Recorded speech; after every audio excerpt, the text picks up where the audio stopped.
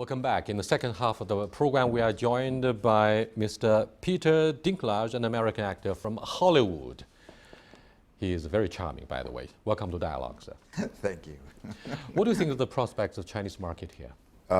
With this movie, I think it's going to be a massive hit. It is. I just saw the film a few days ago, and I think it's incredible. It's suspenseful and very emotional, and the special effects woven together with the very personal stories of these different characters is artfully done. So I think it speaks. A film like this speaks. I think it has a very wide audience for a very good reason. Do you think a big budget movie would necessarily attract more viewers? Well, I don't like to think that the more you spend on something, the greater its appeal. Yes, this movie cost a lot to make, obviously, but I think very creative decision making went into a film like this. It's not just money. It always starts with the script, and all the special effects and everything come later. And if they are important to the story, then they will work for the viewer.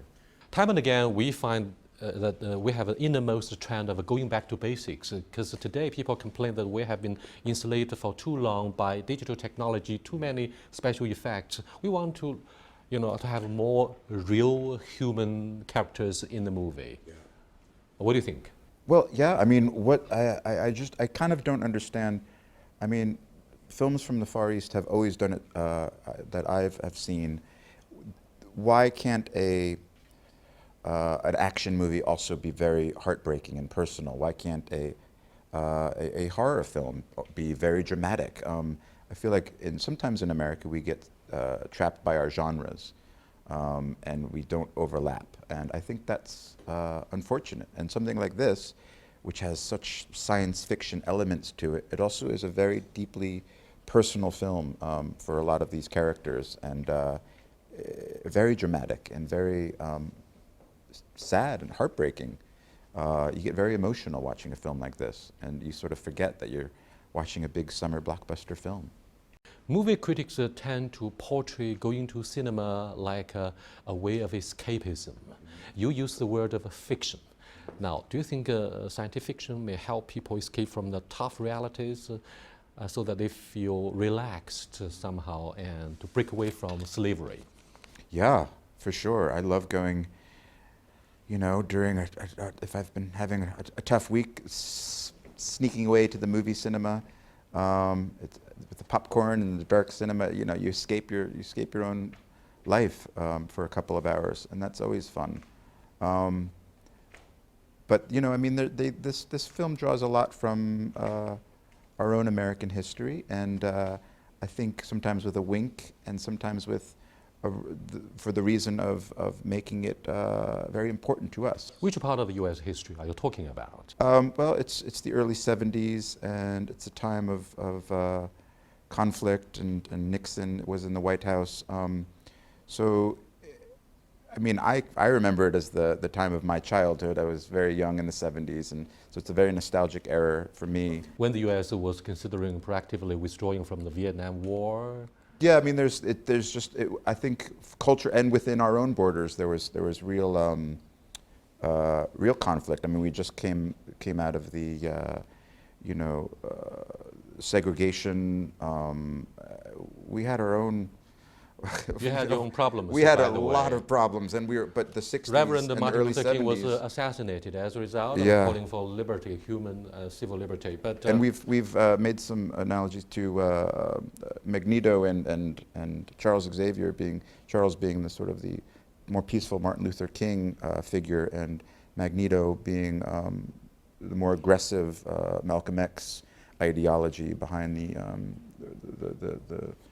overcoming the segregation. So that was interesting. I just heard that recently, and what the beauty of this film is you can come up with so many, interesting ideas that were based on our own history. Let's look at the role itself. Do you think you more often than not play villain? What kind of sense does it give you? Well, villains sometimes are much more fun. I mean, because you get to sort of get a little crazy that you aren't able to in your everyday life. but yeah, no, I just sort of like to mix it up. And I don't think, I mean, this guy is definitely, what he's doing is villainous, but he's sort of not the crazy usual, the superhero villain that's, you know, like the Joker or something. This is a guy in a suit who is a businessman and a scientist, and there's some, what he's doing, it's almost a more of a disguised villainy. So I thought that was interesting.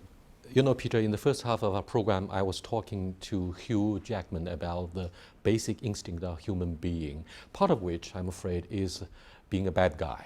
You know, that's why we have rule of law to regulate our basic human instinct, which may answer the call of the wild, like a wolf, wolfring, you call it in the new movie here in the Chinese market. But what do you think of this part of human instinct?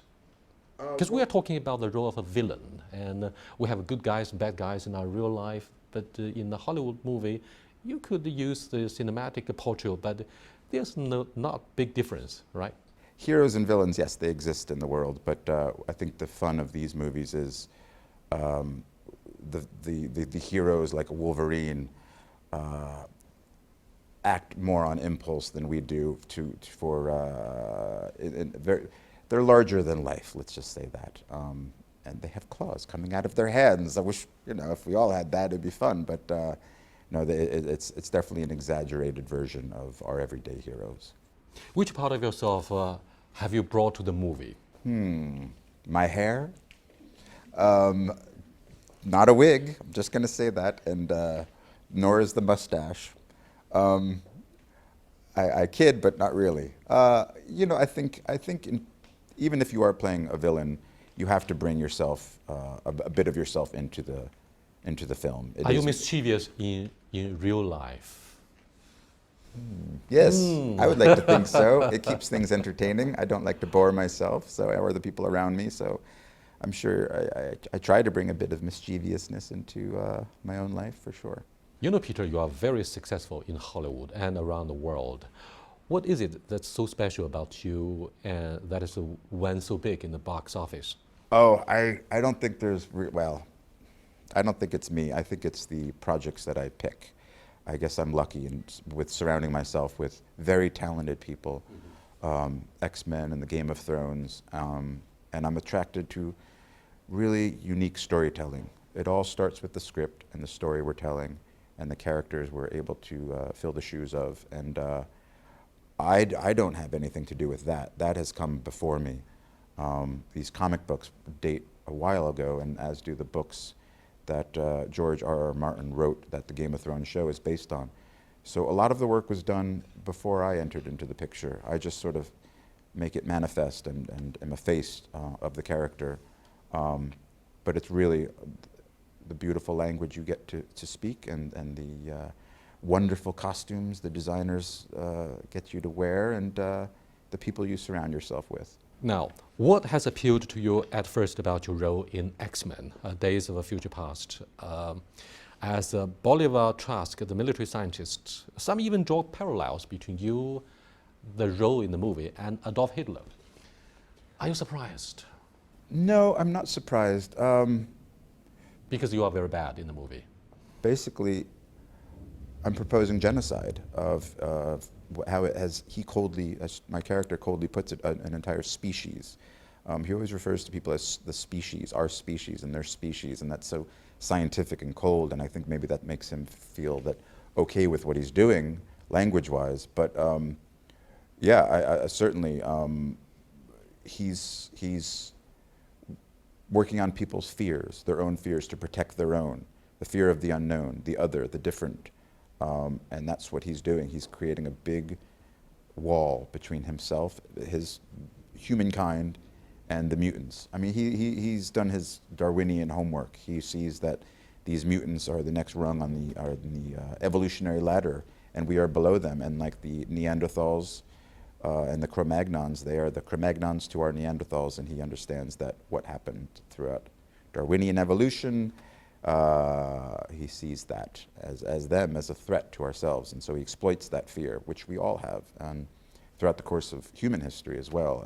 And you mentioned Adolf Hitler. I believe he was doing that.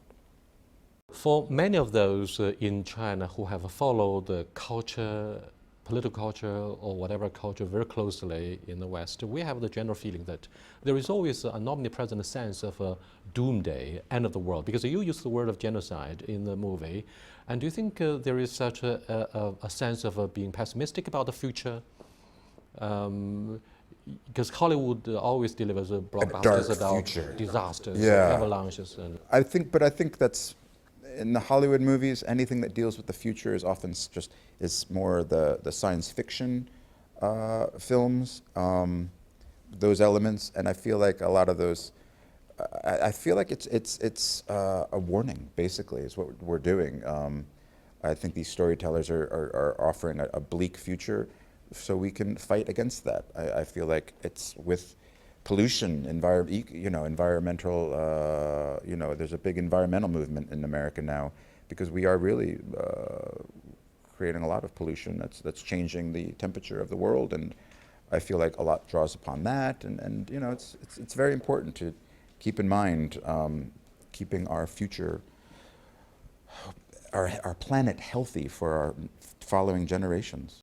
that's indeed a very constructive sense of crisis. We are in the same boat, fighting the same enemy and threats when we look at the climate change. Thank you very much for Thank being you with so us. much. Thank you. That's a lot of fun. Thank you.